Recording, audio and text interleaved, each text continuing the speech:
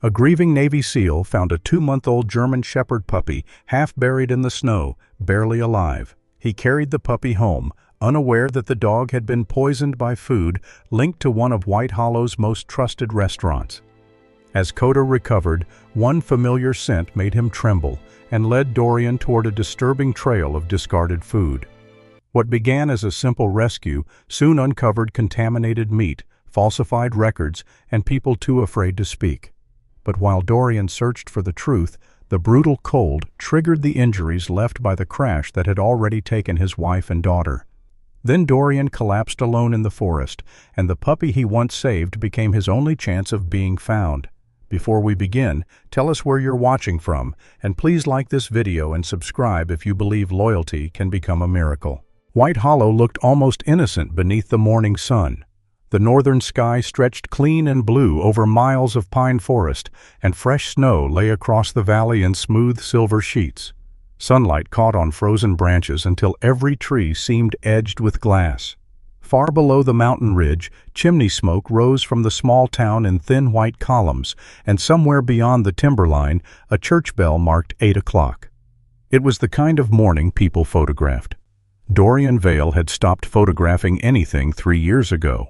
Inside the cedar cabin on the northern edge of the mountain, the 40-year-old former Navy SEAL sat on the side of his bed and waited for his right leg to remember how to belong to him. The pain had begun before dawn. It always did when the temperature dropped hard. It started near his hip as a dull pressure, then traveled downward in a bright electrical line until his thigh tightened and his knee felt as if someone had driven a cold metal rod through it. An old injury beneath his ribs answered with a familiar ache whenever he inhaled too deeply. Dorian closed his eyes. "Easy," he muttered. He was 6'1", broad through the shoulders and solidly built, though not with the exaggerated bulk of a bodybuilder.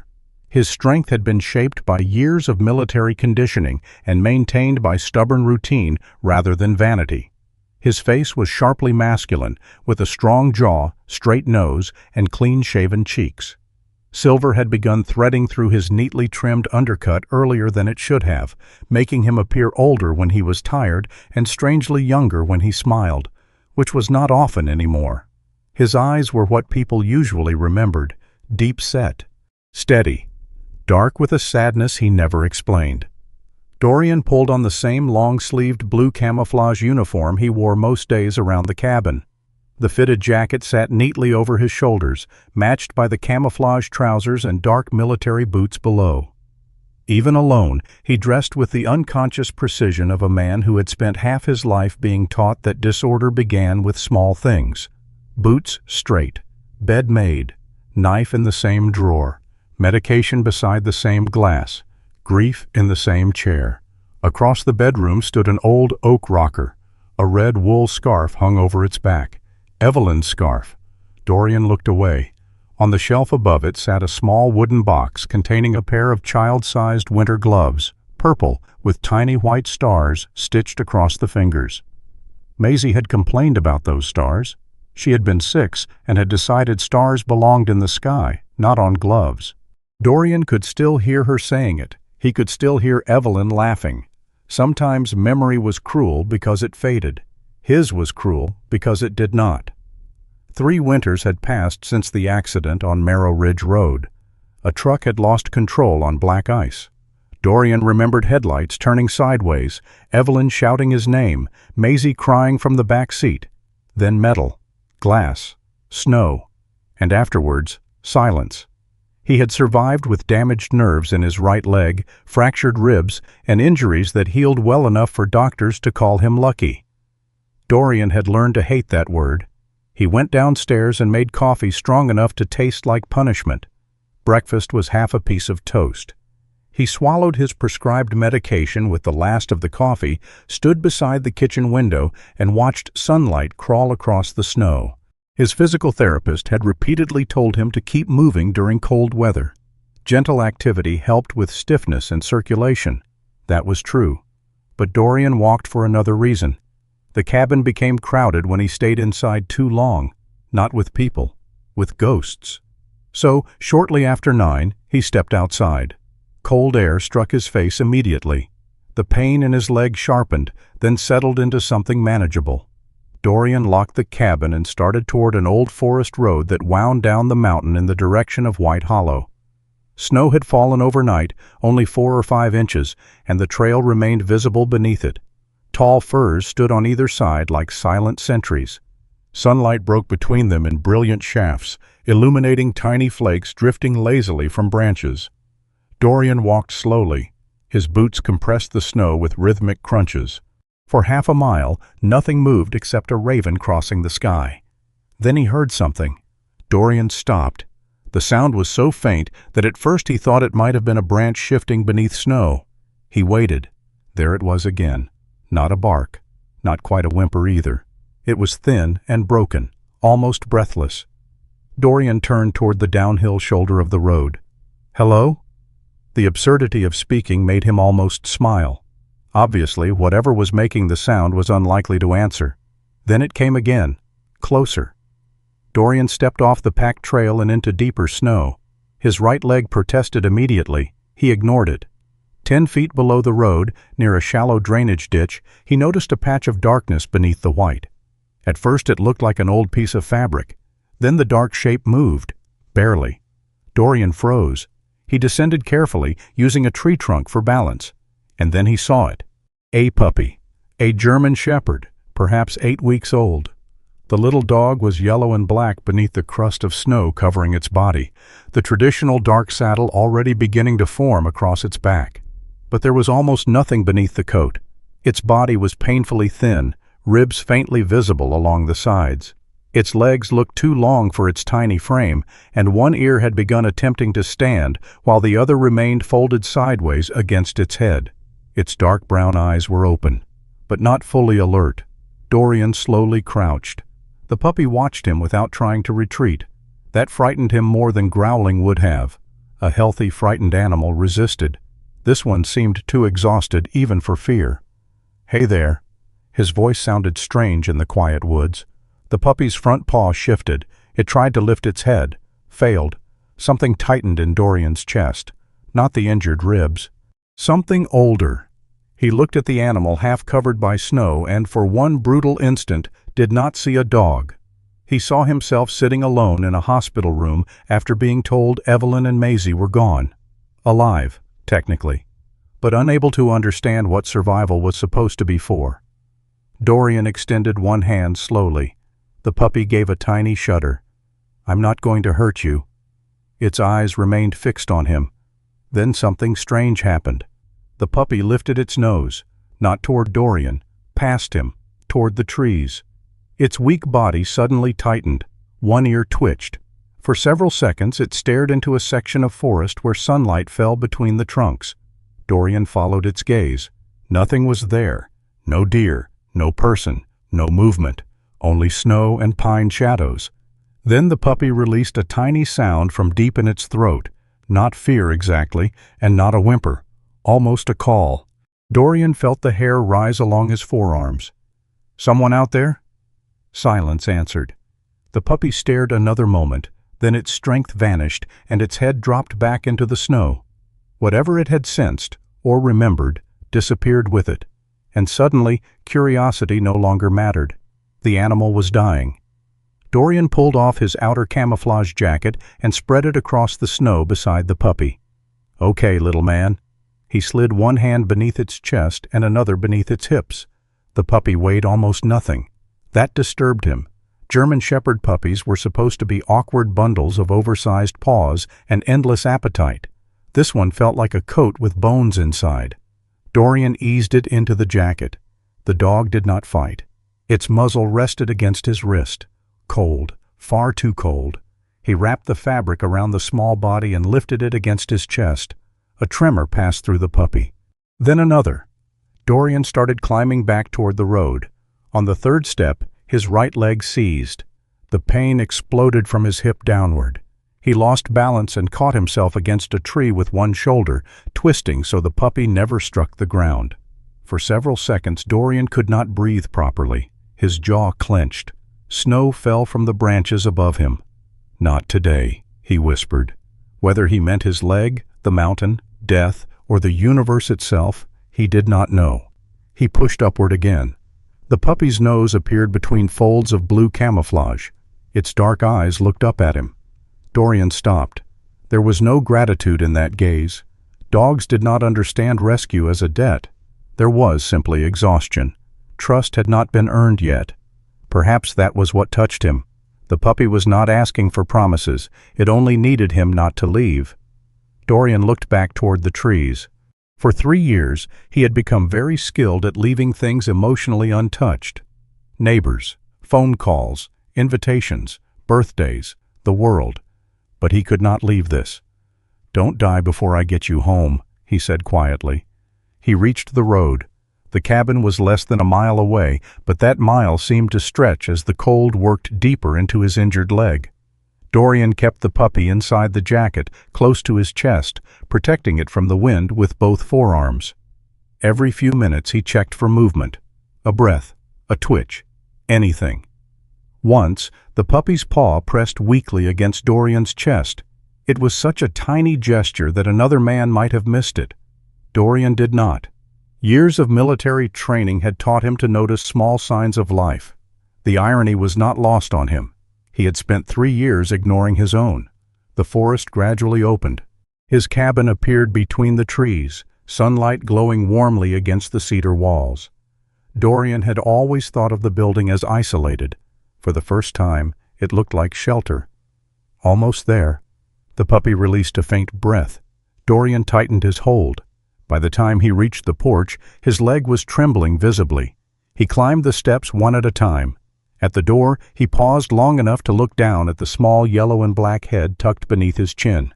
3 years ago, strangers had pulled Dorian from a wreck in the snow. He had spent every day since wondering why he had been the one carried out alive. Now, standing in winter sunlight with another damaged creature against his heart, the question changed by a fraction. Not why had he survived. What could still be done with the survival? Dorian opened the cabin door. Warm air touched his face. He stepped inside carrying the puppy. And for the first time in years, Dorian Vale crossed his own threshold because another living thing needed him on the other side. Dorian kicked the cabin door shut behind him with the heel of his boot. For 1 second, he simply stood there. The puppy was tucked against his chest inside the blue camouflage jacket, so light that Dorian could almost convince himself there was nothing there at all. Then he felt it. 1 weak tremor. That was enough. Dorian moved. He crossed the living room, lowered himself beside the stone fireplace, and pulled an old wool blanket from the wooden basket near the hearth. The fire had burned low while he was gone, leaving red coals beneath a layer of ash. He did not place the puppy directly in front of the flames. Cold injuries were not something to treat with panic. Too much heat, too quickly, could make things worse. Years of survival training had taught Dorian that bodies returning from extreme cold had to be handled patiently, even when every instinct screamed to hurry. He spread the blanket several feet from the fireplace and carefully unwrapped the puppy. Under the cabin light, the little German shepherd looked worse than he had outside. Its yellow and black coat was wet and flattened against a body that seemed much too narrow. The dark saddle along its back was interrupted by patches of dirty snow and ice. Its ribs showed faintly beneath the fur. 1 small paw curled inward when Dorian touched it, but the puppy made no effort to pull away. "Come on, kid." Dorian grabbed 2 clean towels. He dried the animal slowly, pressing rather than rubbing, beginning with the chest and moving toward the legs. Frost had collected between the toes. He removed it carefully. The puppy blinked once. Dorian noticed the eyes again. Dark brown, young, still present. "Good." He said the word quietly, almost automatically. He filled a rubber bottle with warm, not hot, water, wrapped it in another towel, and placed it near the puppy's abdomen. Then he sat beside it and counted breaths. Too shallow, too slow. His own right leg had begun throbbing again, but Dorian barely registered it. The puppy suddenly swallowed. Its stomach tightened. Dorian leaned forward just before it vomited onto the edge of the blanket. The amount was small, mostly liquid, but mixed with it were bits of half-digested meat and something oily with a sharp, unpleasant smell. Dorian's expression changed. He had smelled spoiled food before. This was different, not necessarily poisonous, just wrong. He reached for his phone. There was only one veterinary clinic in White Hollow, and Dorian had never used it. He had no pets, no livestock, no reason to memorize the number. He searched for it and called. The phone rang 3 times. White Hollow Veterinary Clinic. The woman on the other end had a low, composed voice. "This is Dr. Lena Whitmore." Dorian looked at the puppy. "I found a German Shepherd pup in the snow." "How old?" "Maybe 2 months." "Responsive?" "Barely." "Breathing?" "Yes." "Any vomiting?" "Just started." Her tone sharpened without becoming panicked. "Listen carefully. Keep him dry. Warm him gradually. No heating pad directly against the skin, no hot bath, no forcing food." Dorian glanced at the towel-wrapped bottle beside the puppy. "I know." A small pause. "You have medical training?" "Enough." Lena did not ask further. That immediately made Dorian respect her. "Can you check his gums?" Dorian gently lifted the puppy's lip. "Pale." "Sticky or dry?" "Dry." "Dehydrated, most likely. Is he able to swallow?" "Some." "Don't give a full bowl of water, small amounts only if he's alert enough. If he becomes unresponsive, has trouble breathing, or starts seizing, call me again immediately." Dorian's jaw tightened. "When can I bring him in?" "The county plow is still clearing North Ridge Road. First safe light tomorrow morning. I'll open early." Only then did Dorian ask the question he had been avoiding. "Do you think he'll make it?" Silence lasted less than a second. Still, he noticed it. "I think he needs to survive tonight first," Lena said. It was not comforting, it was honest. "Keep him close." The call ended. Dorian remained on the floor.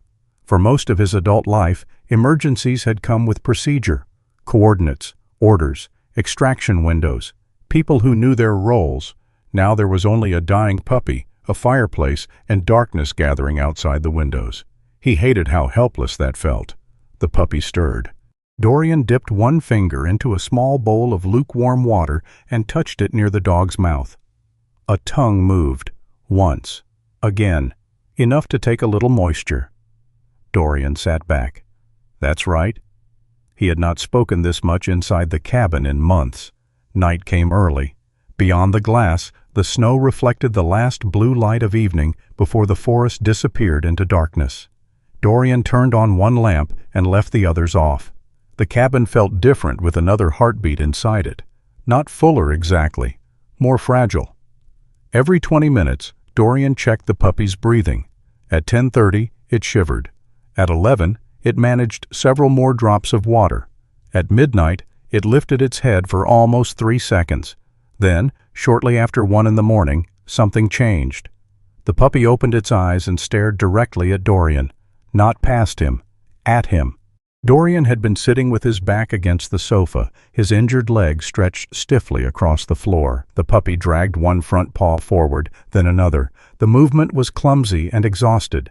Dorian thought it was trying to get closer to the fire. It was not. The puppy crawled the short distance between them until its nose touched the fabric over Dorian's injured knee. It remained there. Dorian stared down. The dog breathed against his trouser leg. Then, incredibly, it shifted its small body until its chin rested across the exact place where the cold caused Dorian the worst pain. His first instinct was to move it away. Instead, he froze. Warmth from the towel-covered body barely reached through the fabric. Yet something about the contact loosened a pressure inside him that had nothing to do with nerves or damaged muscle. His hand hovered over the puppy's head. For several seconds, Dorian could not bring himself to touch it. The last small head he had stroked this gently had belonged to Maisie. That memory arrived without warning. Maisie asleep on the couch, hair across her cheek, his palm resting on the top of her head while Evelyn whispered that he was going to wake her. Dorian swallowed hard. "Wrong guy," he murmured. The puppy did not move. "You picked the wrong house." Still nothing. Dorian lowered his hand. His fingers touched the soft fur between the puppy's ears. The tiny animal released a breath and fell asleep. Dorian sat there a long time. He did not believe in signs. He had seen enough randomness in the world to distrust anyone who claimed tragedy happened according to a clean design. But at 1:15 on a winter morning, with a half-frozen puppy sleeping across the leg that had carried him out of one life and into another, certainty seemed less important than kindness. Maybe some things did not need to mean anything in order to matter. Before dawn, the puppy's breathing grew deeper. Dorian noticed immediately. He had not actually slept. He changed the water bottle, added another log to the fire, and checked the road conditions online. By 6:40, the county reported North Ridge Road open with caution. Dorian wrapped the puppy carefully and carried it to his truck. White Hollow Veterinary Clinic occupied a low brick building near the southern end of town. A woman was already unlocking the front door when Dorian pulled into the parking lot. Dr. Lena Whitmore was 36, medium height, with a lean, practical build and chestnut brown hair tied neatly at the nape of her neck. Her face was fine-boned rather than delicate, with clear hazel eyes that seemed to examine the world before reacting to it. She wore a cream turtleneck beneath an olive winter parka, dark jeans and brown boots salted white around the soles. Nothing about her was hurried, even when she saw what Dorian carried. "Exam room 2, she said, holding the door. Within minutes, the puppy lay on a padded table beneath warm lights. Lena worked methodically. Temperature, heart, lungs, hydration, abdomen, paws, eyes. She asked Dorian where he had found the animal and approximately how long it might have been exposed. "I don't know." "Any collar?" "No." "Tag?" "No." "Any chance you recognize him?" Dorian almost laughed. "I barely recognize people in town." One corner of Lena's mouth moved, not quite a smile. She drew a small blood sample and examined the residue Dorian had saved from the blanket in a sealed container. "That was smart. I wasn't sure it mattered." "It might." She examined the food fragments more closely. "This looks like processed meat." "And something else." Lena nodded. "There's a strong odor, but smell alone tells us nothing useful. Could be rancidity, could be seasoning, could be contamination." Dorian appreciated the precision. No guessing. No drama. "So what do we know?" "Severe dehydration. Mild hypothermia now. Probably worse when you found him. Significant gastrointestinal irritation. Poison? Possible food poisoning. Possibly something contaminated. Can you tell what?" "Not here." She sealed the sample. "If symptoms worsen or anything looks unusual in the blood work, I can send this to a state laboratory." Dorian looked at the puppy. "How bad?" Lena's expression softened slightly. "He's stronger than he looked last night." That was not the answer. She knew it. "The next 24 hours matter." Dorian nodded once. Lena gave fluids beneath the skin and medication to calm the stomach, then explained how to offer small portions of bland food later. When Dorian carried the puppy back into the truck, morning sunlight had filled White Hollow. The little dog opened one eye. "You heard her," Dorian said. 24 hours. The puppy shut its eye again. Over the next 3 days, 24 hours quietly became 48. Then 72. The transformation was not dramatic. It came in inches. The first time the puppy drank without encouragement. The first time it stood long enough to wobble across the kitchen. The first time its tail moved when Dorian entered the room. Dorian reorganized his days around those inches. Water at 6. Medicine. Small breakfast. Short rest. Outside for 2 minutes. Back inside before the cold became too much. He began checking the thermostat more often than he checked the weather. One evening, Dorian came downstairs and found the puppy attempting to climb onto his boots. It placed both front paws over one boot, failed to balance, and collapsed across them. Dorian stared. "There's an entire house." The puppy blinked. "You understand that?" "Nothing. You choose the only thing I actually need." The puppy closed its eyes. Dorian felt something unfamiliar rise in his chest. A laugh. It came out rusty and short, as though the sound had forgotten how to exist. Dorian stopped immediately. The silence afterward seemed enormous.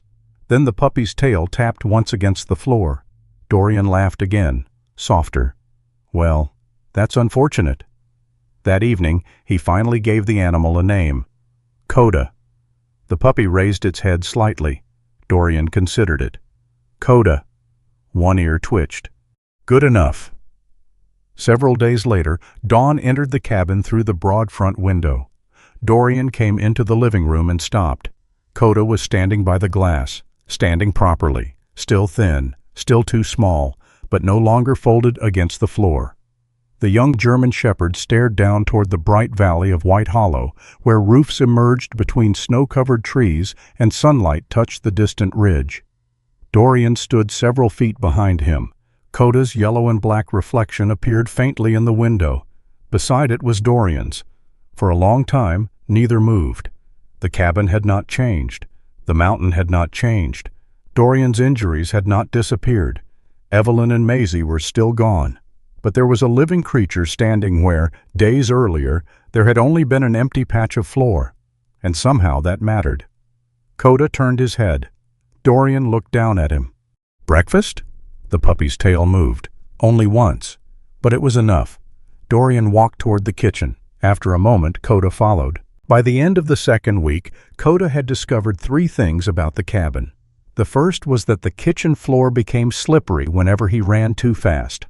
The second was that Dorian's boots were more interesting than any toy purchased specifically for him.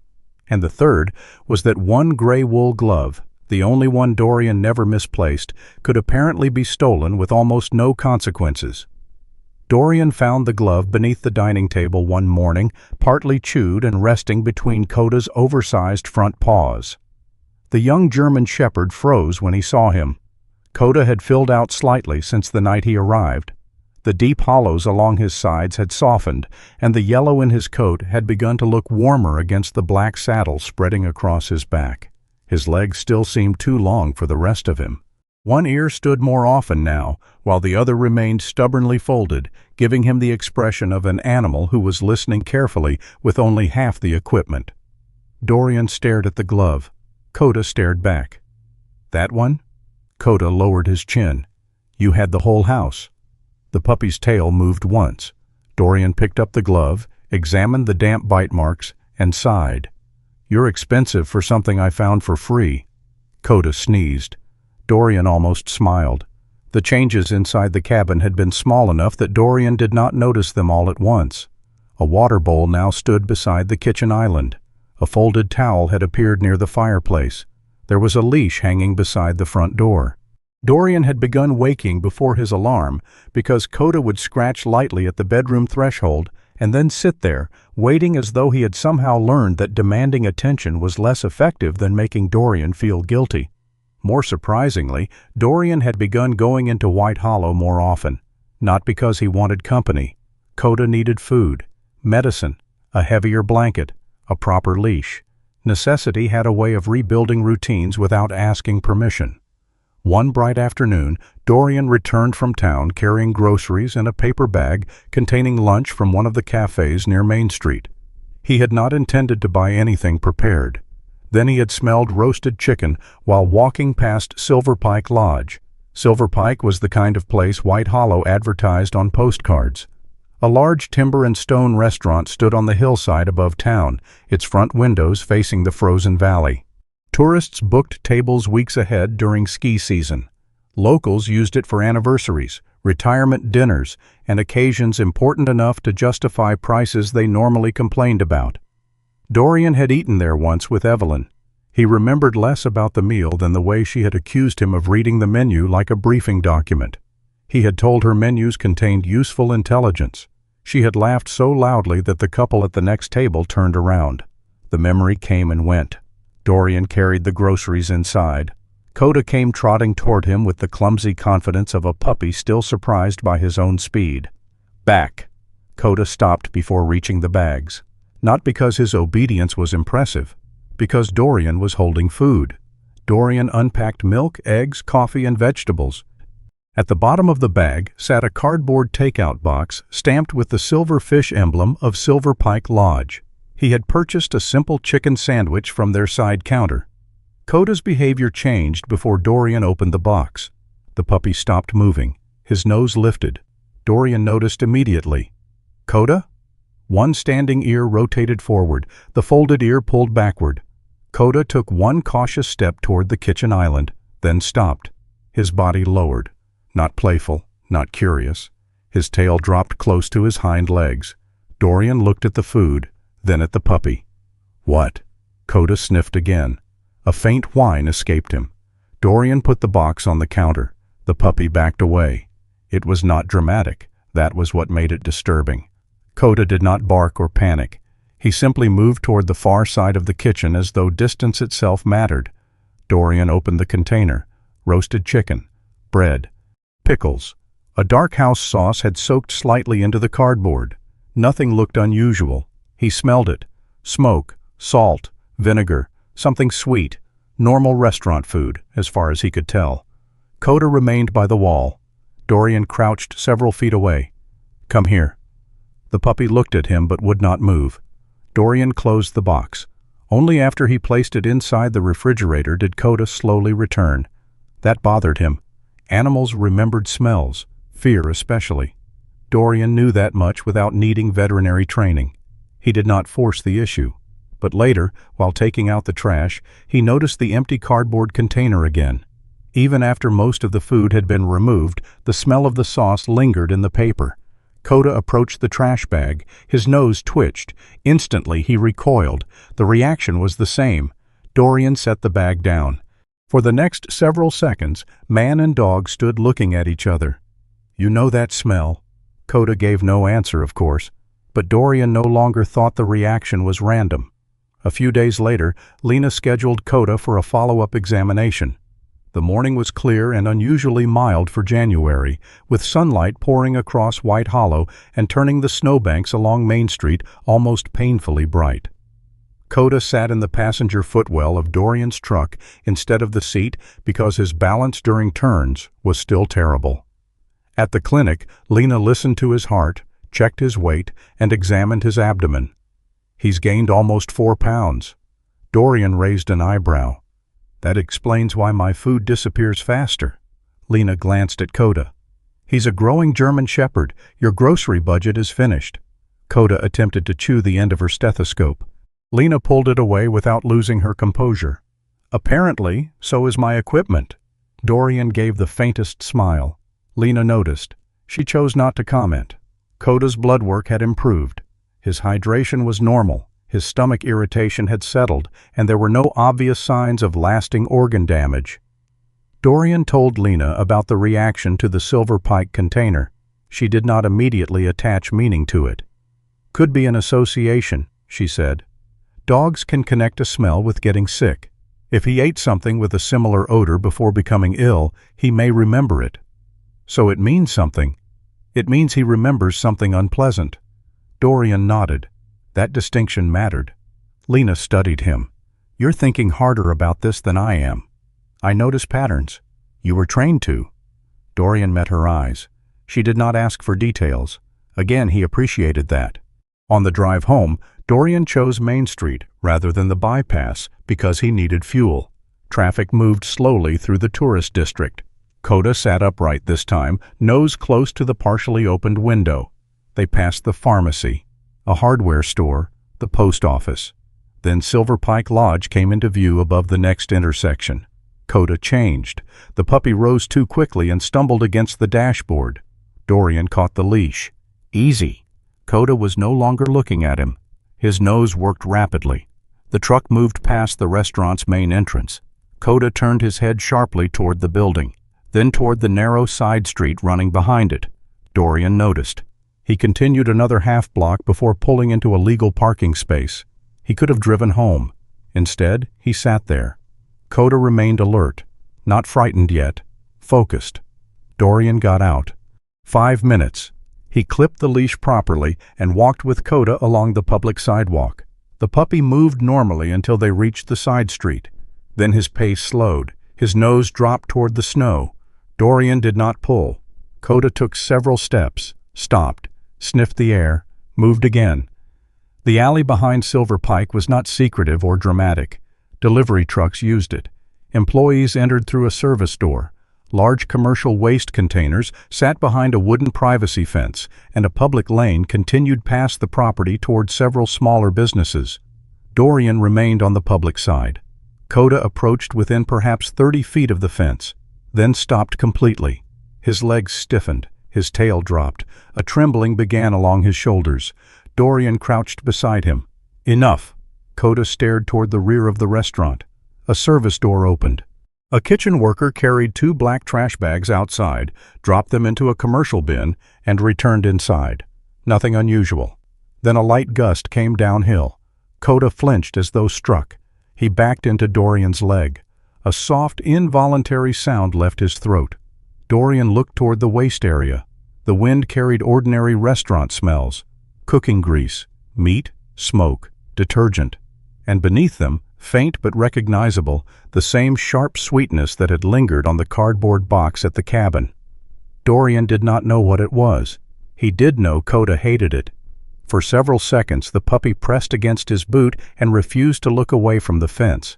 Then Koda suddenly moved forward 1 step. His nose pointed toward a narrow drainage channel running from the edge of the property toward the wooded slope below. Dorian saw several old food wrappers trapped beneath the snow near the channel. One bore part of Silver Pike's fish emblem. Something inside Dorian went very still. Not suspicion yet, not accusation, just attention.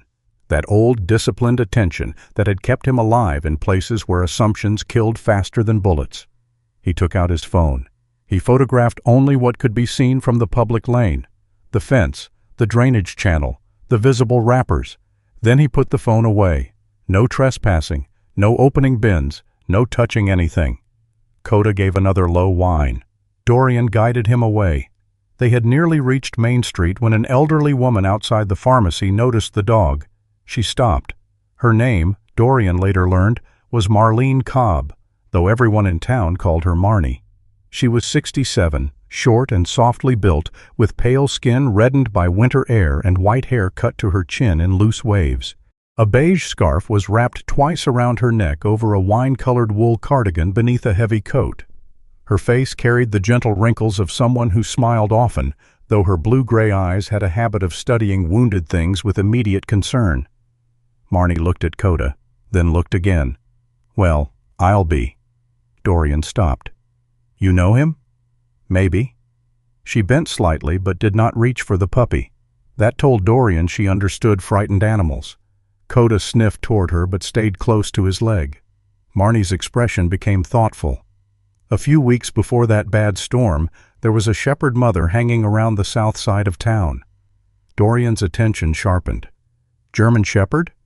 "Mostly, I'd say. Yellow and black, thin as a fence rail." "Puppies?" Marnie nodded. "3 that I saw, maybe 4. Dorian looked down at Koda. Marnie continued. "The mama was smart, wouldn't come near people. She'd wait until the restaurants closed, then search around the service alleys." "Which restaurants?" Marnie hesitated. "Silver Pike was one of them." The air seemed colder despite the sun. "Did you feed them?" "When I could. I leave kibble near the old church lot for strays." "What happened to them?" Her face lost some of its warmth. "Storm came." She looked toward the mountains. "After that, I didn't see the mother again." "And the puppies?" "Gone too." Dorian glanced at Koda. Marnie crouched slightly and studied the uneven ears, the yellow legs, the black saddle. "There was one little male," she said. "One ear kept trying to stand before the other." Dorian's chest tightened. "You're sure?" Marnie smiled sadly.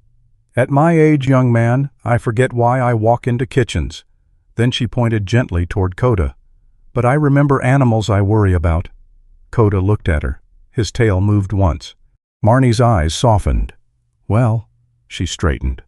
"Looks like one of them found his way somewhere." Dorian did not correct her, because suddenly the idea that he had found Koda felt less certain than it once had. He thanked Marnie and continued toward the truck. Koda walked beside him, stronger now, yellow and black coat shining in the winter sun. Dorian kept thinking about the service alley, the food wrappers, the odor, the frightened reaction, and a starving mother dog searching restaurant waste for enough food to keep several puppies alive. Maybe Koda's story had started there, maybe not. But for the first time, the small dog sleeping in his cabin had a past that was more than snow beside a road. Back at the truck, Dorian opened the passenger door. Koda climbed in awkwardly and turned twice before settling.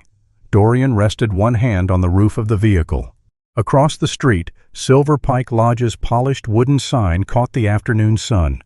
Beautiful place, successful place, trusted place. Dorian looked at Koda. The puppy had already closed his eyes. Dorian said nothing.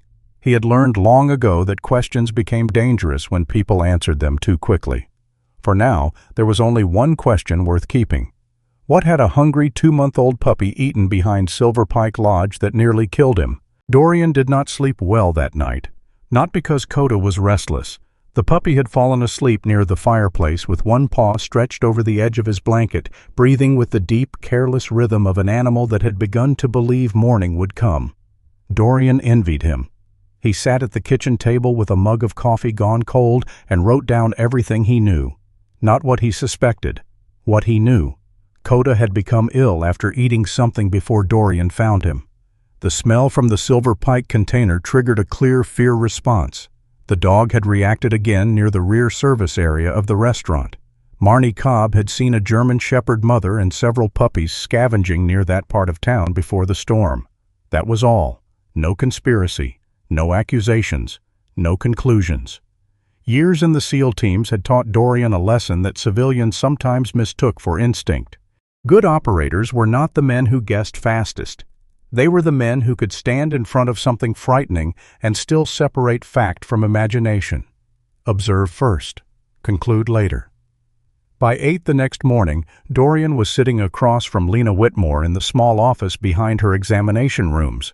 Koda lay under his chair, chewing the corner of an old rubber toy Lena had apparently sacrificed to keep him occupied. Dorian explained what had happened near Silver Pike. Lena listened without interrupting. When he finished, she folded her hands over the desk. "You didn't take anything from the property?" "No." "Didn't open a dumpster?" "No." "Didn't cross the fence?" "No." Lena gave him a measured look. "That makes my morning easier." Dorian almost smiled.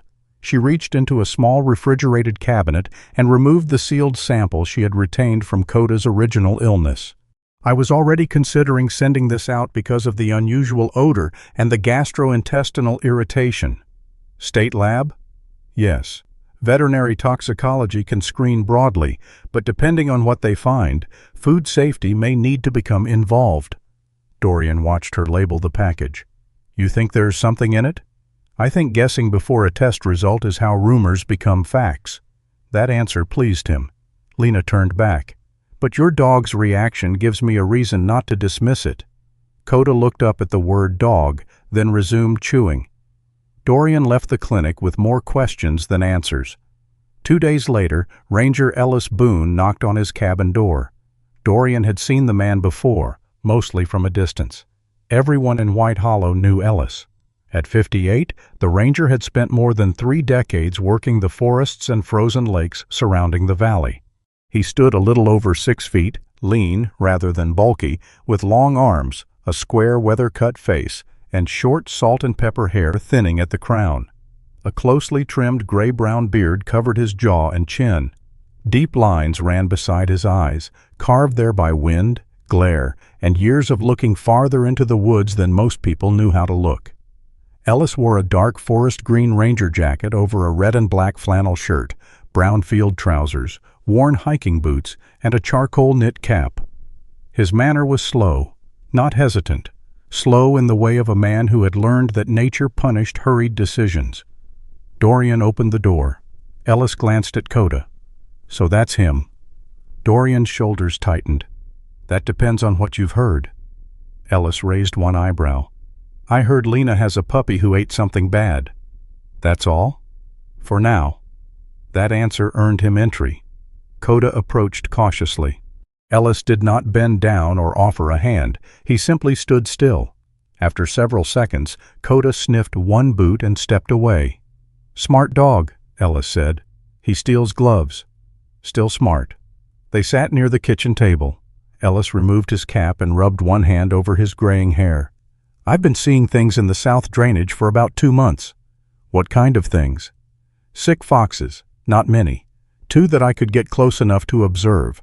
One looked disoriented, another had vomiting and weakness." Dorian's expression hardened. "Disease?" "That was my assumption," Ellis continued. "Then I found several dead starlings near a runoff creek. Could have been weather exposure, could have been scavenged food. Nothing looked dramatic enough to call in an emergency. And Silver Pike? Ellis looked toward the window. Animals have been getting into waste around that area for years. Restaurants attract them. That doesn't mean the restaurant caused anything. No? Ellis met Dorian's eyes. That's why I'm here. The two men understood each other quickly. Not because they were alike, because neither wanted a story more than he wanted the truth. The following morning, Ellis arranged a walk through public forest land downhill from Silver Pike. The weather was bright and cold, with clean blue sky visible through the fir branches. Recent winds had swept loose snow away from exposed ridges while leaving deep pockets between trees. Koda came with them. Dorian kept him on leash. The puppy was not there to track evidence. Ellis made that clear before they left the road. He's not a working dog. I know. If he sniffs something, fine, but we don't treat him like a detector. I know. Ellis gave Dorian a sideways look. You always answer twice when irritated? Usually. The ranger almost smiled. They descended through a marked public access corridor. Ellis stopped at several places where animal tracks crossed. Fox, raccoon, a deer trail farther uphill. Koda investigated everything with equal enthusiasm until he buried his nose too deeply into loose snow and sneezed hard enough to stumble backward. Dorian looked down at him. Professional. Ellis glanced over. Highly trained. For several minutes the tension eased. Then Ellis stopped. Ahead of them, the snow had been disturbed across a wide patch beneath several spruce trees. Not by one animal. Many. The surface was cratered with paw prints, claw marks, and shallow holes where scavengers had dug. Dorian held Koda back. Ellis moved forward first. There. A torn paper wrapper protruded from the snow. Silverfish emblem. Dorian did not touch it. Ellis photographed the location. Then he used his Ranger GPS to mark the coordinates. A few yards farther downhill, another piece of packaging appeared. Then a black plastic bag, partly buried beneath snow and frozen into the ground. The bag had been torn open by animals. Food scraps were visible inside. Ellis stopped Dorian before he got closer. Leave it. Dorian nodded. Ellis took more photographs. This section is public forest. Legal dumping site? No. They continued along the slope. Koda moved normally until they approached another patch of churned snow. Then he slowed. His nose rose. Dorian shortened the leash. Koda took one step forward, stopped. His ears shifted backward. Not terror this time. Recognition. The puppy stared at a partly exposed mound under the snow. Ellis followed his gaze. There were 3 more black bags. One had split. Something dark and greasy stained the snow beneath it. Then Koda did something neither man expected. He did not move toward the food. He moved behind Dorian. Not completely hiding, just pressing one shoulder against the back of Dorian's boot while keeping his eyes fixed on the bags. Dorian felt the small body tremble once. He looked down. A memory returned. Not an image this time, but a feeling. Hospital corridors, closed doors. Doctors speaking softly because softness was what people used when language could not save anything. Dorian understood fear when it stopped looking dramatic. Sometimes fear was simply knowing where not to go. Ellis lowered his camera. He remembers something. Maybe. Dorian crouched beside Koda without touching the waist. Koda looked at him. The puppy's eyes were clear now, healthy. But whatever lived inside that smell had reached backward into a time when he had been weak, starving, and alone. Dorian rested one hand lightly against his chest. You don't have to go closer. Koda stayed where he was. For a moment, the mystery mattered less than the animal. Dorian had spent years believing courage meant moving toward danger. Koda, trembling against his leg, offered a different lesson. Sometimes survival meant recognizing what had hurt you and refusing to return to it. Ellis spoke quietly. We've got enough to call this in. That broke the moment. They backed away. Ellis contacted County Environmental Enforcement and the State Conservation Office. The area was temporarily marked so scavengers and curious hikers would be less likely to disturb it. Dorian and Ellis did not collect anything themselves. By afternoon, authorized personnel arrived. The food waste, Packaging, soil beneath the bags, and nearby runoff were documented and sampled according to procedure. Dorian stood outside the perimeter. Koda sat beside him. No heroic discovery, no dramatic confrontation, just paperwork, photographs, sample containers, and people doing their jobs. Oddly, Dorian found that reassuring. 3 days passed before Lena called. Her voice was more serious than usual. "Can you come in?" Dorian looked at Koda sleeping beside the couch. "Now?" "Now would be good." At the clinic, Lena had printed reports spread across her desk. Ellis was already there. Dorian noticed immediately that neither of them looked confused. That worried him. Lena tapped one page. The sample from Koda tested positive for an unauthorized preservative compound. Dorian leaned forward. How dangerous? In the concentration detected, dangerous enough to cause gastrointestinal illness in a puppy his size, potentially worse with repeated exposure. "And the waste?" Ellis answered. Preliminary results from 2 bags recovered on public land showed the same compound. Silence filled the room. Dorian looked toward the hallway where Koda sat with a technician. "So someone poisoned him." Lena shook her head immediately. "No." The word was firm. "We cannot say that." Dorian looked at her. "What can we say?" "That he likely consumed contaminated food waste." She pointed to the report. "We don't know whether the material was intentionally added to food, accidentally introduced, or present because of improper processing somewhere in a supply chain." Ellis added, "And we don't know whether Silver Pike put those bags there." "The packaging connects the waste to the restaurant," Ellis said. "Not necessarily the act of dumping, and definitely not yet to intentional poisoning." Dorian leaned back. Every part of him disliked uncertainty, but uncertainty was still better than a false answer. Lena continued, "The State Food Safety Office has been notified." Dorian looked toward the window. White Hollow lay beyond the glass, ordinary and bright. Families eating lunch. Tourists crossing sidewalks. People trusting that food placed in front of them was safe. What if this wasn't only waste? No one answered immediately. That silence was enough. That evening, Dorian drove home with Koda sleeping on the passenger side floor. The case was no longer about one puppy. It might involve an entire chain of food that had passed through a restaurant White Hollow trusted. At the cabin, Dorian fed Koda and stood for several minutes with his phone in his hand. There was one person he had not called in nearly a year. He found the number. Miles Arden answered on the 4th ring. "Vale?" His voice was deeper than Dorian remembered. Miles was 43, 3 years older than Dorian, and had once served beside him in the SEAL teams. He was built lean and hard rather than broad, with a sharply cut face, dark brown hair worn close at the sides, gray beginning at the temples, and the permanently alert eyes of a man who had carried military vigilance into civilian life. He usually kept himself clean-shaven, dressed simply in charcoal jackets and dark tactical trousers, and had developed a dry, almost irritating calm after leaving active duty. A roadside bombing overseas had killed one of their closest teammates years earlier. Miles had changed after that. He stopped treating anger as useful fuel. After leaving service, he became an investigator working state-level commercial fraud cases where patience mattered more than force. "You in trouble?" Miles asked. "Maybe." "That usually means yes," Dorian explained. The puppy.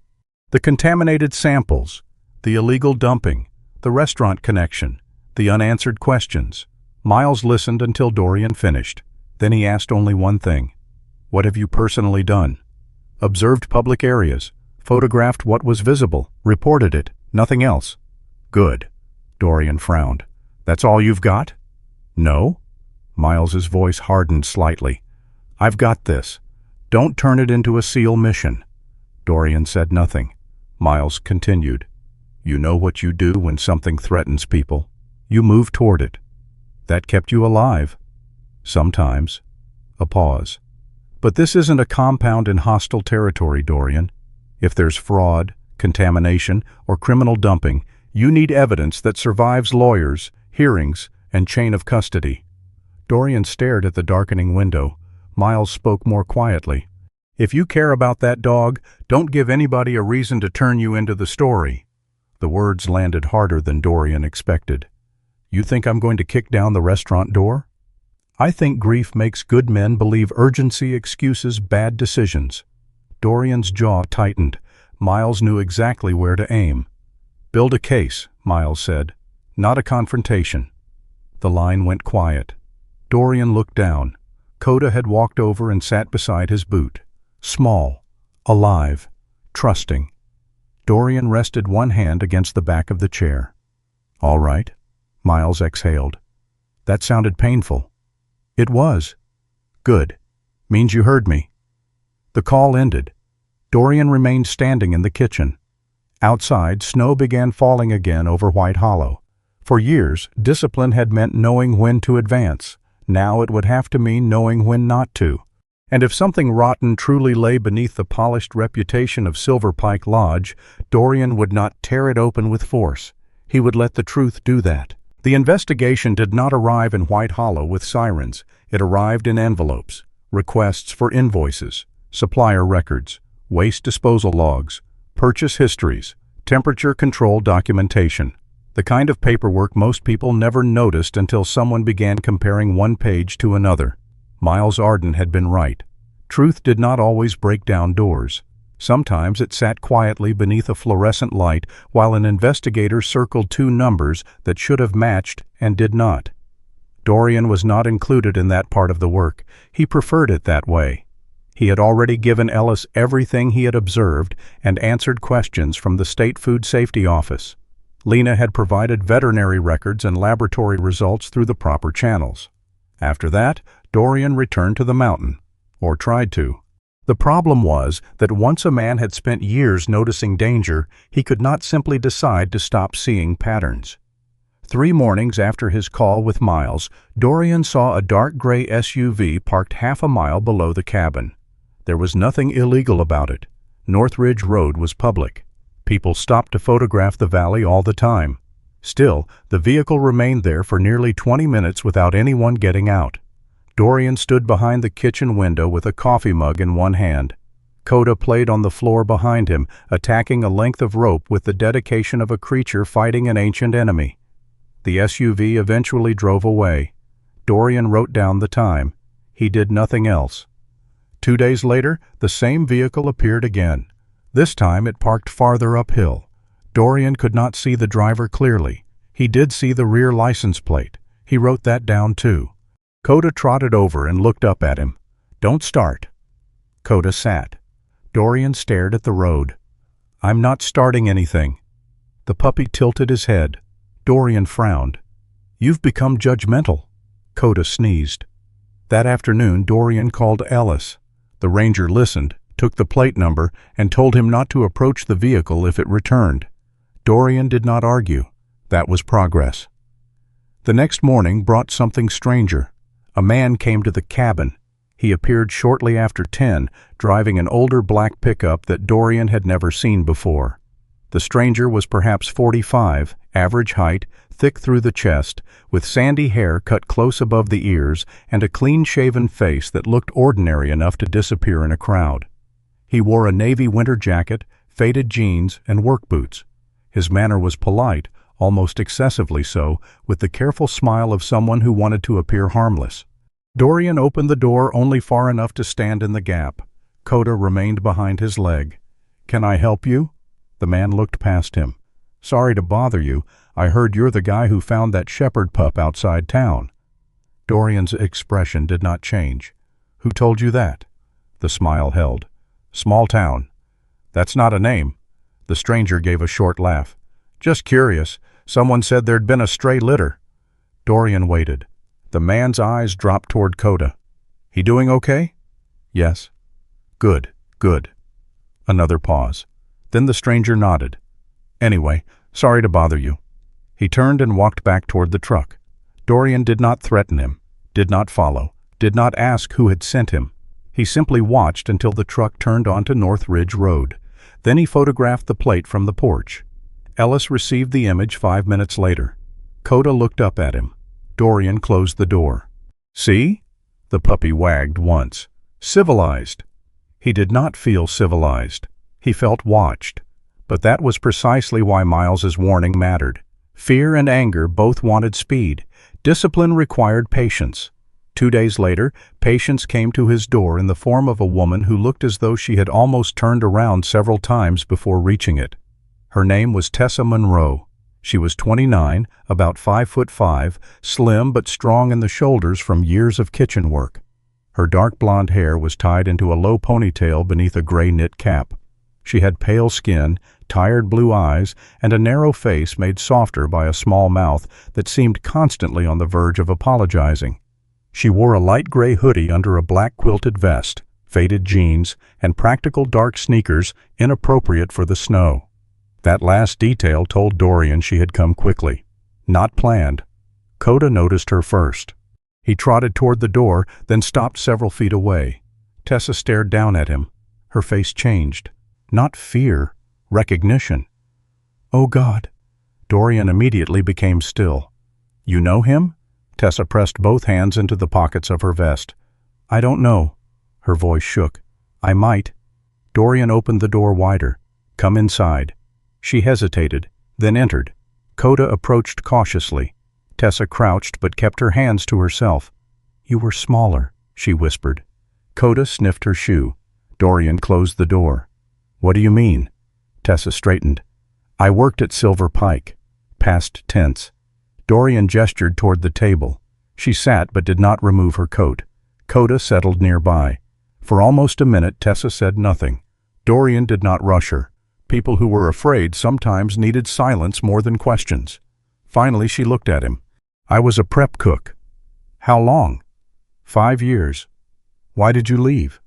Her jaw tightened. "Because I got tired of pretending I didn't smell things."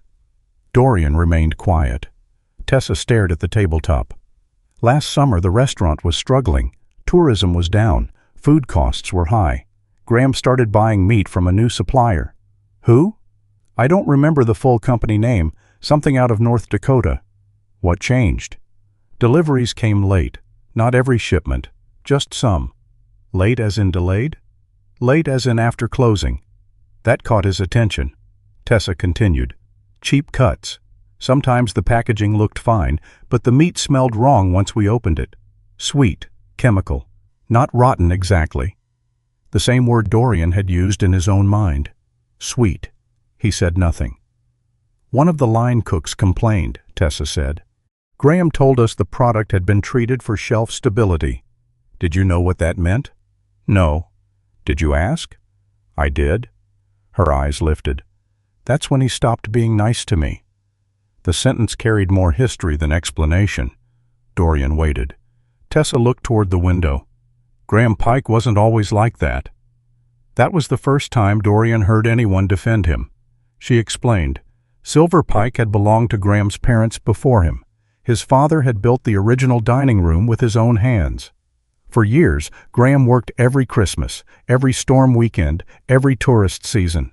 He helped employees with medical bills, paid for a dishwasher's funeral after the man died in a highway accident, sponsored the high school ski team. Then came 2 bad winters, warm weather, low bookings, debt. By the 3rd year, the restaurant was close to failing. "People depended on him," Tessa said. "That's how he explained everything." Dorian leaned back. "Explained what?" "The cheaper supplier, cutting waste costs, keeping questionable inventory longer than we should."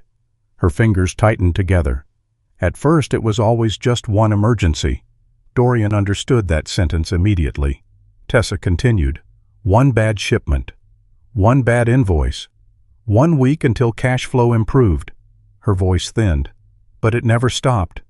Then she looked at Koda. "That dog's mother used to come around the back alley." Dorian felt the room change. "She had puppies?" "I saw 3 once." Tessa swallowed. "Maybe 4." Koda lifted his head at the movement of her voice. Tessa looked at him for a long time.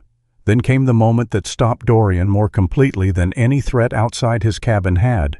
Tessa's eyes filled with tears. "I fed them." Dorian said nothing. "Not often. Scraps.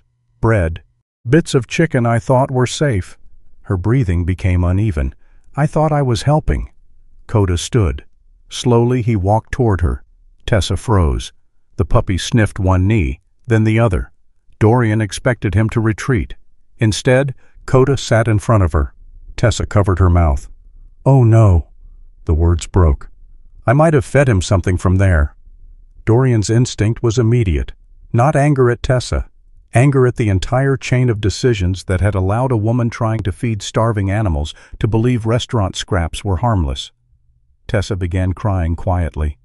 "I didn't know." Dorian looked at Koda. The puppy leaned forward and placed his nose against the edge of Tessa's shoe. Not forgiveness, not accusation. A dog did not carry those ideas the way people did. Koda simply recognized a human being who was hurting and chose to remain near her. That was enough. Dorian spoke gently. "You didn't put him in that snow." Tessa wiped her face. "But I stayed quiet." There it was, the real wound. Dorian knew something about silence. He had used it to survive grief. Tessa had used it to survive fear. Both eventually became cages. "Why didn't you report it?" "My mother." Tessa took a breath. "She had a stroke 2 years ago. She needs help at home. I needed the paycheck." "And Graham?" "He told me if I accused him of selling unsafe food without proof, he'd sue. Said I'd never work in this county again." "Did you believe him?" "Yes." "Why leave?" "The waste." Her expression hardened for the first time. "I saw bags of rejected food taken out after closing. Not into the normal collection area." "Where?" "Downhill." "Who moved them?" "I saw 2 employees do it, once Graham was there." Dorian felt the old part of himself sharpen. He kept his voice level. "What exactly did you see?" Tessa shook her head. "I'll tell the investigators." Dorian stopped. That was the right answer. "Yes," he said, "you should." He did not ask for names, did not ask her to repeat details, did not turn the cabin into an interview room. He called Ellis. Tessa agreed to provide a formal statement. Before leaving, she stood at the door and looked back at Koda. "Does he have a name?" "Koda." She nodded. "Koda." The puppy wagged. Tessa smiled through swollen eyes. It was a small thing, but Dorian noticed. That evening, Miles called with a limited update. The investigators had identified irregularities in Silver Pike's purchasing records. Several deliveries did not match invoiced quantities. One out-of-state distributor appeared repeatedly. Enough to investigate further, not enough yet to announce conclusions. Dorian ended the call and stood beside the cabin window. Far below, White Hollow glowed beneath early evening light. Somewhere in town stood Silver Pike Lodge. For the first time, Dorian tried to imagine Graham Pike not as a villain, but as a man standing before the first wrong decision. A cheaper supplier, a questionable shipment, a compromise made to save a business. Maybe Graham had told himself it was temporary. Maybe the first lie had even felt responsible. Protect the restaurant, protect the employees, protect the family name. Then another decision, and another, until protecting something became an excuse for poisoning everything around it. Dorian understood something he had learned too late about human nature. People rarely woke up one morning and walked willingly into the deepest part of themselves. They descended gradually, one step that could be justified, then another that was harder to explain, then one more because turning around would require admitting how far they had already gone. Koda walked over and sat beside him. Dorian looked down. "You know what the dangerous part is?" Koda waited. Dorian watched snow begin to fall beyond the glass. "It's never the last step." He rested one hand on the puppy's head. "It's the first one you convince yourself doesn't matter." The cold arrived without drama. No blizzard, no screaming wind, no wall of snow rolling over White Hollow. Just a hard, clean Arctic front that dropped the temperature overnight and turned every exposed surface brittle. By sunrise, the thermometer outside Dorian's cabin read 12 below zero. The sky was perfectly blue. That almost made it worse. Winter looked harmless when the sun was shining. Dorian knew better. His right leg had been warning him for 3 days. The pain began as a dull electric ache near the hip and moved downward in slow pulses. By evening, the muscles around his thigh tightened without warning. His old rib injury had started joining in too, protesting each deep breath with a sharp pressure beneath the right side of his chest. He did what he had always done. He minimized it. Lena had noticed during a brief check-in the previous afternoon. She stood in the clinic doorway with her chestnut hair tied low and her olive parka zipped halfway up, watching Dorian shift his weight away from the injured leg. "You're limping more." "I'm walking." "That wasn't what I said." Dorian gave her a flat look. Lena folded her arms. "Cold aggravates nerve pain. You already know that. Stay inside for a few days." "Koda needs exercise." "Koda weighs less than one of your boots. He'll survive indoor boredom." Koda had been sitting beside Dorian at the time, chewing the edge of his leash. Lena pointed at him. "See? He's exercising his jaw." Dorian ignored the joke. Ellis had offered similar advice over the phone. The ranger was checking windfall and ice conditions on the forest roads after a night of hard gusts. "Trails are glazed," Ellis said. "Don't wander far." "I don't wander." "You're a man who lives alone on a mountain." "Fair." "Stay close to the cabin." Dorian promised nothing. That evening he spent nearly 6 hours inside. By the 7th, the walls began closing around him. Not literally, emotionally. The old cabin became too quiet. Evelyn's absence settled into one corner. Maisie's laughter seemed to live in another. Dorian had learned that confinement gave grief too much room. So the next morning, shortly after 9, he clipped Koda's leash onto his collar. Short walk. Koda immediately spun in one enthusiastic circle. One. The puppy did another. Dorian stared at him. "You listen terribly." Koda wagged. Dorian pulled on his blue camouflage jacket over the matching long-sleeved uniform he wore every day, laced his dark boots carefully, and checked his phone battery before leaving. The cold struck the moment the door opened. Koda hesitated for half a second, then stepped outside. His yellow and black coat had thickened during the weeks since Dorian found him, though he was still unmistakably young. His paws looked slightly oversized. One ear now stood most of the time, while the other still betrayed him whenever he became tired or curious. They stayed on the familiar forest road close to the cabin. Dorian deliberately kept the pace slow. Sunlight cut through the pines. Snow crystals glittered in the shallow ditches. Koda bounced between studying rabbit tracks and attempting to attack small clumps of powder kicked loose by Dorian's boots. For the first 15 minutes, nothing felt wrong. Then Dorian's right thigh tightened. He stopped. Koda looked back. Dorian shifted his weight. A sharp line of pain ran down the leg. "Fine." Koda tilted his head. "I wasn't talking to you." Dorian turned back toward the cabin. He had already decided the walk was over. That decision came several minutes too late. The temperature had stiffened the muscles faster than he expected. His gait shortened. Each step forced him to compensate with the left side of his body. Koda stopped playing. He began walking closer. Dorian noticed but said nothing. They reached a shaded section of trail where wind-blown snow had been polished into a thin skin of ice. Dorian planted his right boot. The leg failed. There was no warning, no time to brace. His knee folded beneath him. Dorian went sideways. His shoulder struck the slope first, then his ribs. Pain exploded through the old injury. The impact emptied his lungs. For several seconds he could not breathe. Koda barked sharply.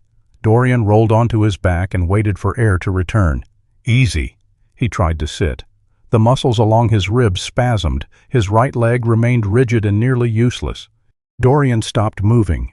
That frightened him more than the fall.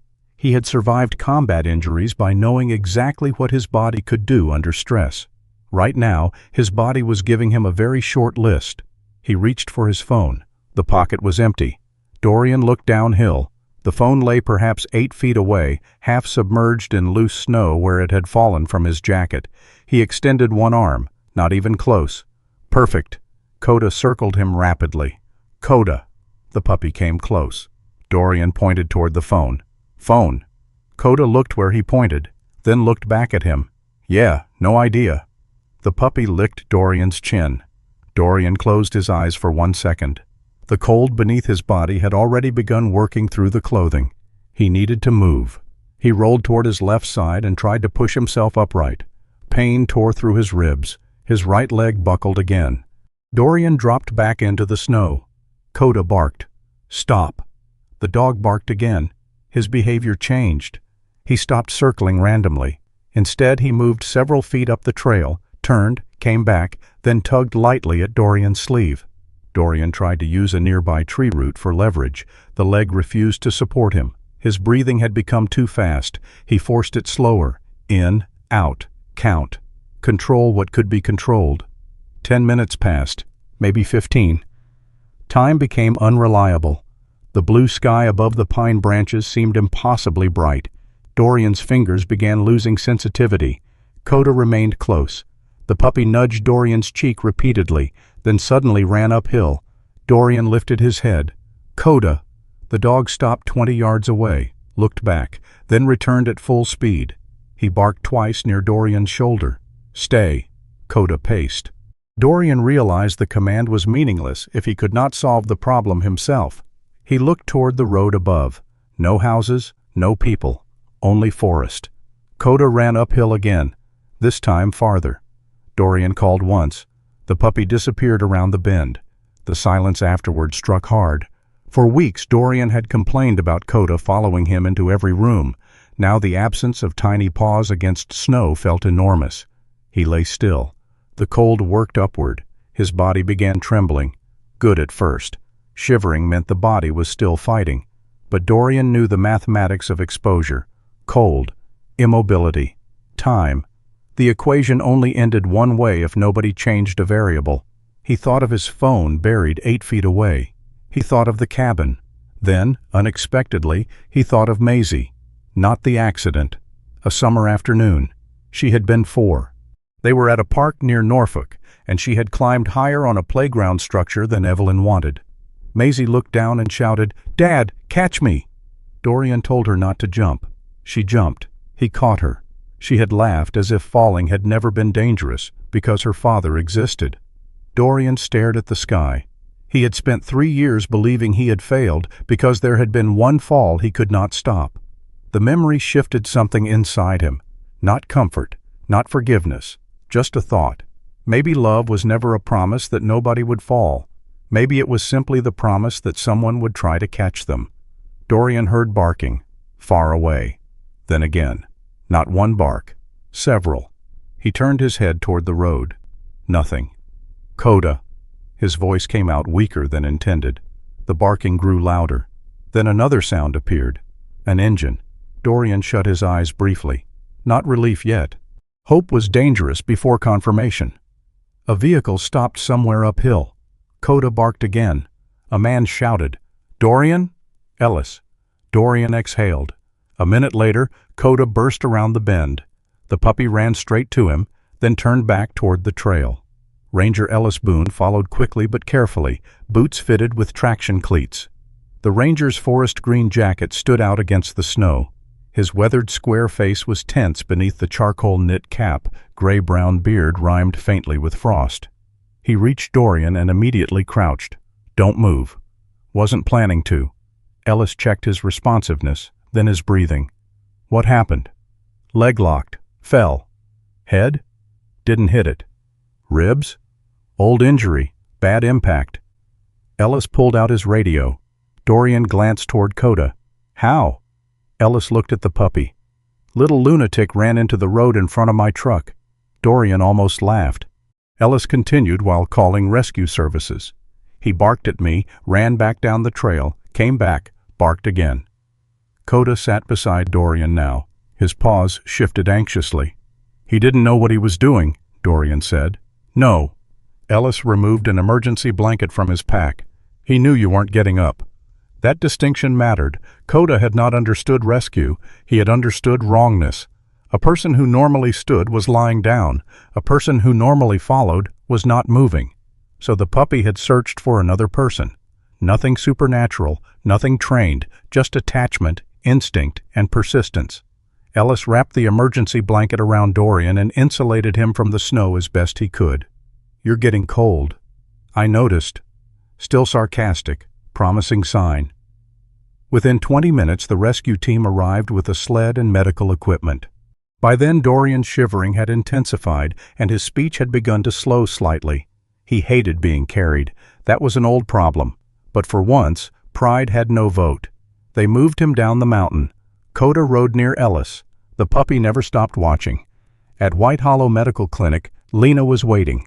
She was not Dorian's physician, but she had heard the emergency call through Ellis and arrived because Koda had become impossible to manage at the veterinary office next door. When the rescue vehicle stopped, Lena stood beneath the awning, cream turtleneck visible under her open olive parka. Her expression changed when she saw Dorian. "You walked." He looked at her from the stretcher. "Technically, I fell." Lena closed her eyes for 1 second. "I'm going to pretend you didn't say that." Koda strained toward him. Ellis held the leash. Dorian raised one hand. "I'm okay." Lena looked at him. "You are currently wrapped in emergency insulation. Temporary fashion choice. You're impossible." The medical team took him inside. Evaluation showed no new fracture. The rib injury had been severely aggravated but remained structurally stable. His leg failure was consistent with cold-triggered nerve pain, muscular spasm, fatigue, and the old trauma. The greater immediate concern had been mild hypothermia from lying immobile in extreme cold. Warmth, fluids, observation, rest. For once, Dorian obeyed. Hours later, he woke in a small recovery room. The light had changed. Late afternoon. His body felt heavy, but the violent cold was gone. He turned his head. The door stood partly open. Koda lay in the hallway. Ellis had apparently placed a folded blanket there. The puppy's chin rested between his front paws, waiting.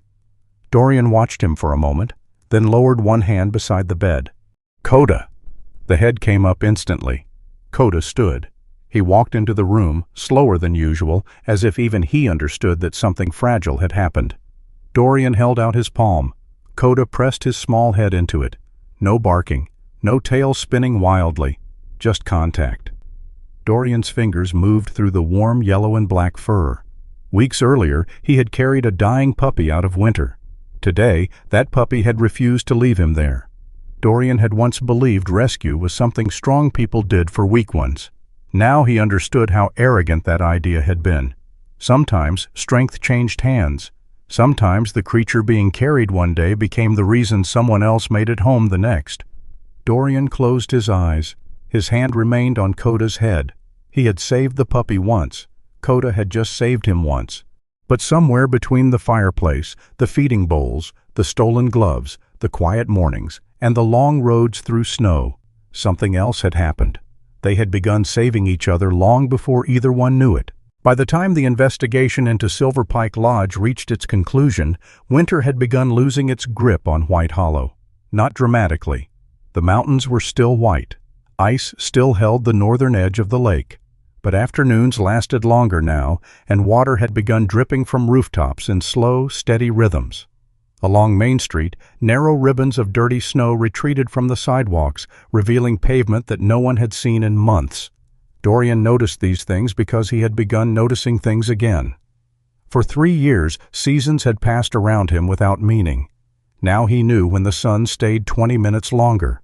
He knew which patch of snow outside the cabin disappeared first. He knew that Koda preferred mud to snow whenever given the choice, which Dorian considered proof that recovery did not necessarily produce wisdom. The young German shepherd had grown noticeably. His yellow and black coat had thickened, his chest had broadened, and both ears now stood more often than not, though the left one still folded slightly whenever he was tired. His paws remained comically large, promising a dog much bigger than the puppy currently galloping through Dorian's living room with a stolen dish towel. Dorian had also changed. His right leg still hurt. Some mornings, badly. The fall in the forest had forced him to take rehabilitation more seriously, and Lena had recruited Ellis into enforcing common sense whenever Dorian ignored it. That arrangement irritated him, which meant it worked. The official findings arrived on a Tuesday. Miles called shortly after noon. Dorian was standing at the kitchen counter cutting an apple while Koda watched with unreasonable optimism. "You sitting down?" Miles asked. "No, of course not." "What happened?" The dry humor disappeared from Miles's voice. "The state finished its initial case review." Dorian set the knife down. Miles spoke carefully. Investigators had confirmed irregularities in Silver Pike's supply chain. Several shipments of meat had been purchased through an out-of-state distributor whose paperwork did not match the quantity or dates of the actual deliveries. Samples connected to multiple batches showed evidence of an unauthorized preservative used where it should not have been present. Accounting records suggested invoices had been altered. Waste logs did not match the volume of discarded food documented during the investigation. And statements from Tessa Monroe and 2 other employees supported the conclusion that rejected product had been moved away from normal disposal channels. Dorian stared through the kitchen window. And Graham? Miles paused. He knew enough. Not everything. Not from the beginning, but enough. Investigators believed Graham Pike had eventually become aware that some shipments were questionable and that food was being handled outside normal safety procedures. Instead of reporting it, he had continued accepting the supplier's deliveries. When employees questioned the process, he discouraged them from asking further questions. When spoiled or questionable inventory became difficult to dispose of through normal channels, waste was moved elsewhere. "How long?" Dorian asked. "Months." Dorian said nothing. Koda rested his chin on the kitchen cabinet. Miles continued. "Silver Pike is closed pending the investigation and licensing review. Graham's being interviewed formally. You there?" "No." "Need me?" Miles gave a short laugh. "Absolutely not." Dorian almost smiled. Then Miles added, "And before you ask, no, this doesn't prove anyone intentionally poisoned Koda." "I know." "That matters." "I know." There was silence between them. Months earlier, Dorian might have heard caution as weakness. Now he heard it for what it was. Truth had boundaries. Cross them, and truth became another kind of lie. "What happens next?" he asked. "Lawyers, hearings, regulatory action. Maybe criminal charges depending on what prosecutors decide can be proved. No dramatic ending. No handcuffs snapping shut beneath flashing lights. No villain dragged through town. Just a system beginning its slow work. Dorian found himself strangely satisfied with that. "Good," he said. Miles was quiet. "You mean that?" "Yes. That's either personal growth or a concussion. Probably both. There's the Dorian I remember." The call ended. Dorian looked down at Koda. The puppy was still staring at the apple. "You contributed nothing to this investigation," Koda wagged. "And yet somehow you'll get the credit." Another wag. Dorian gave him a small slice.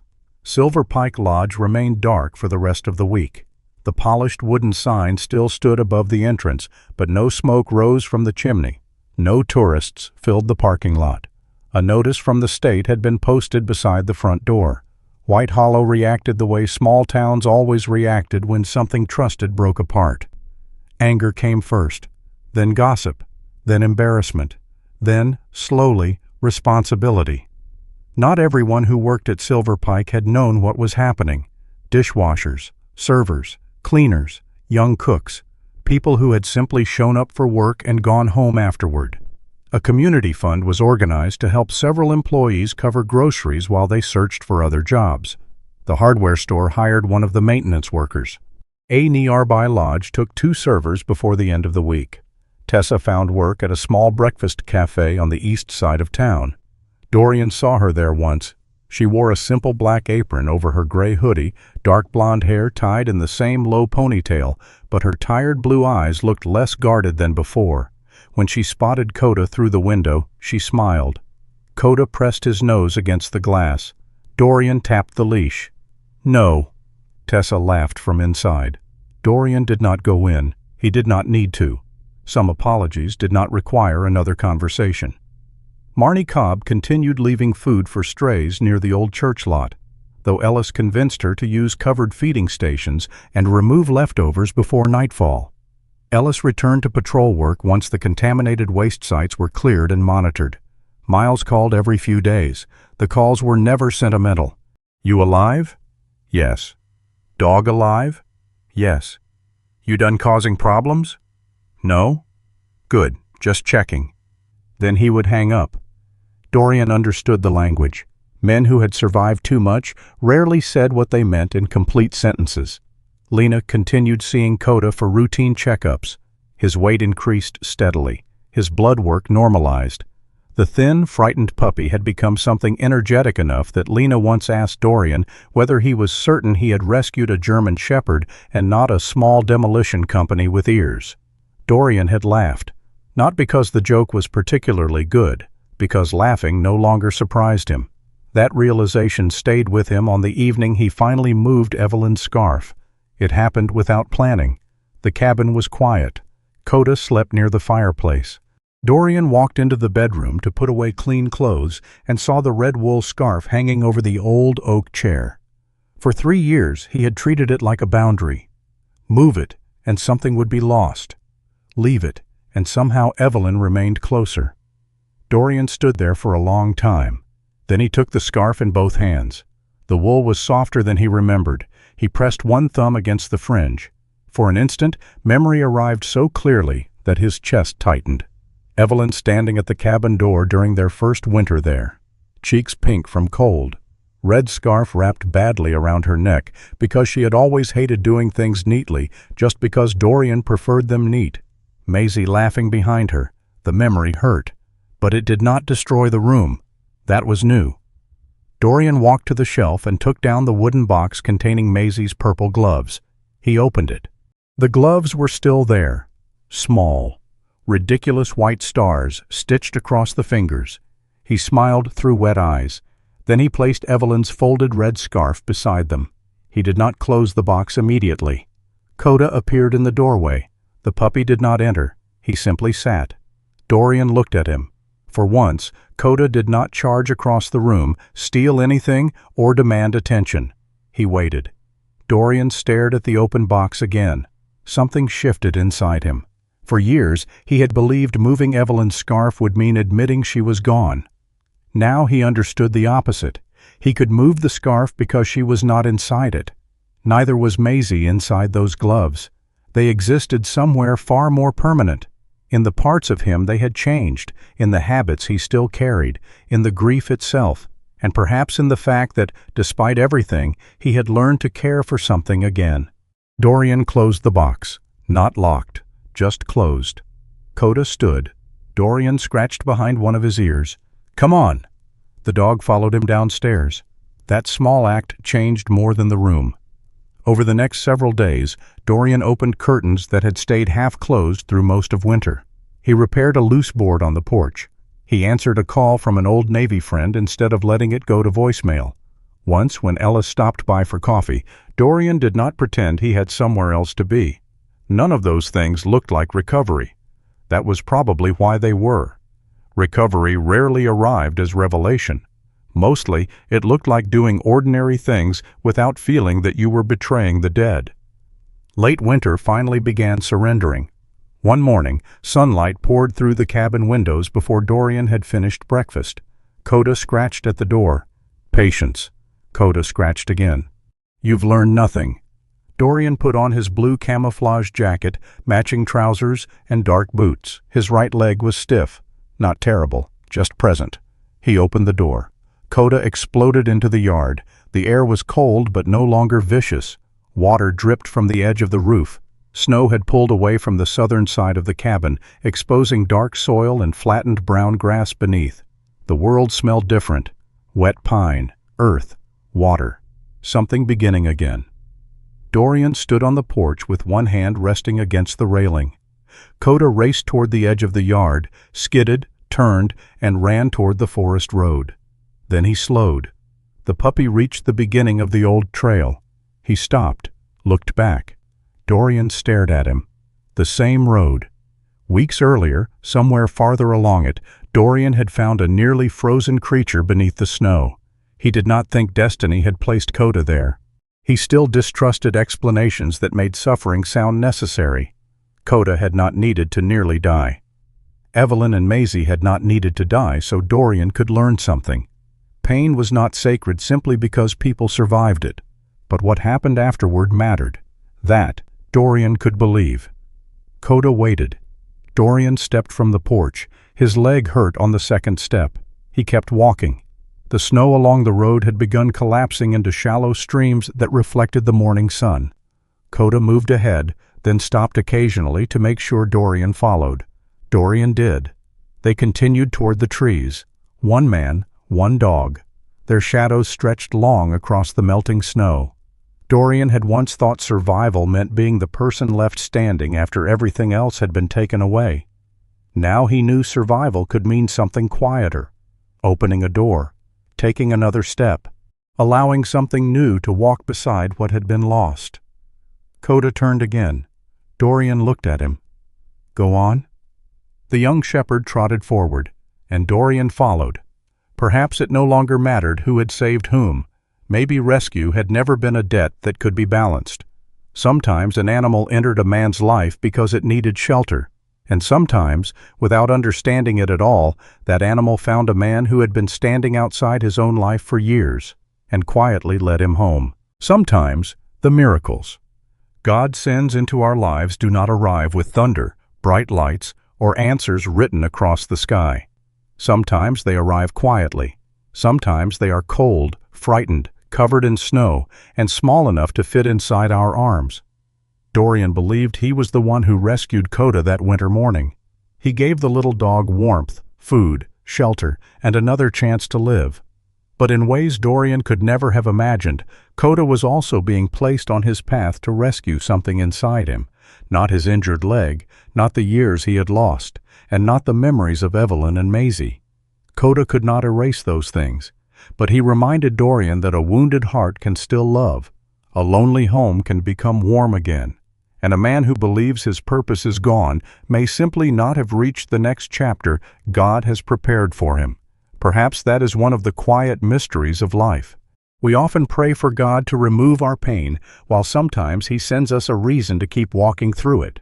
We ask for answers, and He sends us someone who needs our kindness. We ask for a miracle, and it may come disguised as an ordinary moment, a stranger, a second chance, or even an animal looking into our eyes and refusing to leave. Dorian never stopped loving the family he lost. Healing did not require him to forget them. It simply taught him that carrying yesterday in his heart did not mean he had to stop walking toward tomorrow. And that lesson belongs to all of us. There may be someone watching this right now who is carrying a grief nobody else can see. Maybe you have lost someone you loved. Maybe life has changed in a way you never wanted. Maybe you wake up some mornings wondering whether there is still a purpose waiting for you.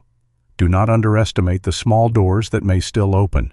A conversation, a person who needs you, an animal that chooses to trust you, an opportunity to help someone, a reason to get out of bed one more morning. Sometimes a new purpose does not announce itself.